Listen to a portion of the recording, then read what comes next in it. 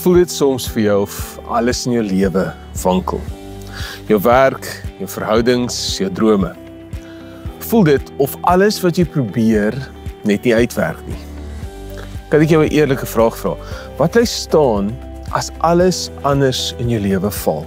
Hoor wat sê Hebreërs 12 vers 28. Daarom omdat ons 'n onwankelbare koninkryk ontvang, laat ons dankbaar wees en so God welbehaaglik dien met eerbied en vrees.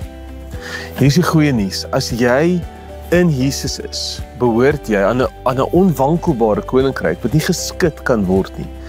Dis permanent en dis sterk en dis van God af.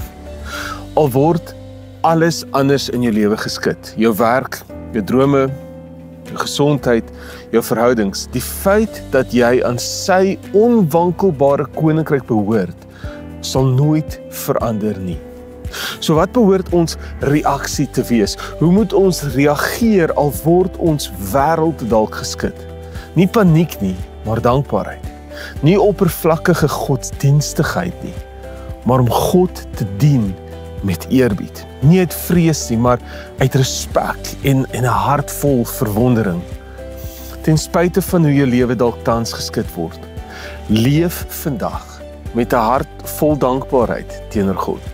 Dien hom met respek en passie. Hy is nie net 'n deel van jou lewe nie. Hy is die bron van alles.